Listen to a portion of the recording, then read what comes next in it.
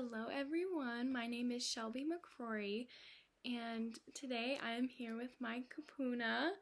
She is my grandmother, but I call her Nani, everyone calls her Nani, and she is the best and my mentor, role model, and the best person to ever exist.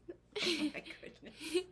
And today we are going to be talking about Potica, which is something we make in my family a lot, and she is here to tell you about it.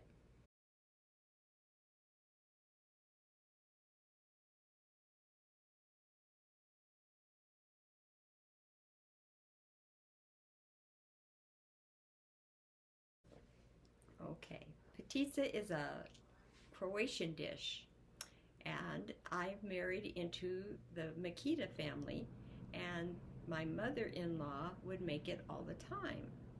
And since I was of Italian heritage before, I never knew how to do it.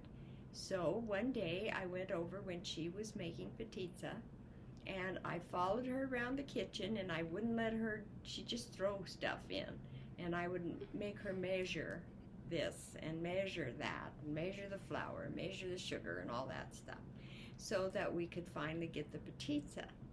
And so we made the dough, and it came out pretty good, and then we stretched it. Now, a lot of ladies in the community will stretch their dough with a rolling pin, but my mother-in-law did it with her fingers like this. And so that's how I do it now, with my fingers. And we stretch it out, and then we put nuts on it. Now, the filling is ground nuts, and it's with honey and milk and flavorings.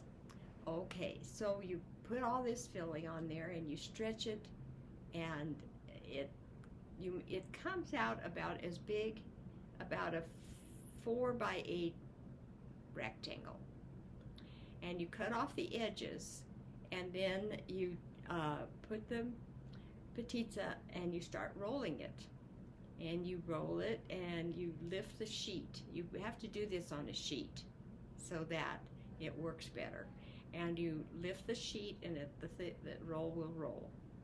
And then when you get it all rolled up, you cut it with a saucer so that the ends will come together. And you can make, my recipe that I finally came up with makes 12 small loaves. Now, my mother-in-law would experiment with flavorings, but I experimented a little, and I came up with almond and vanilla, and that's the only flavorings I put in my filling. And so after you get it in the pans, and these pans are special pans that I have because they're not as wide. Now, my mother-in-law had wide pans, and sometimes she put it in an S. She just took the whole roll and put it on a cookie sheet in an S shape. And that's how they do it in Croatia. So anyway, we did this in the pans, and we cooked it, and I had to go learn how to cook it.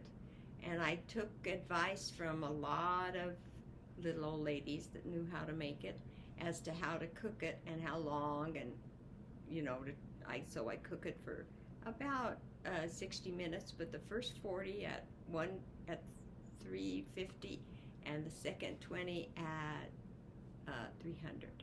And then we have it for Christmas and for Easter, and so that's what we do.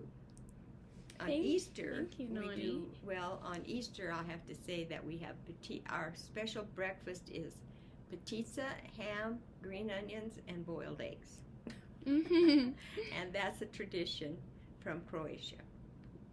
Yes, thank you, Nani. You're welcome. And Nani gives loaves out to our family members, and there is a lot of Italian and Croatian heritage in Pueblo, Colorado, where we're from.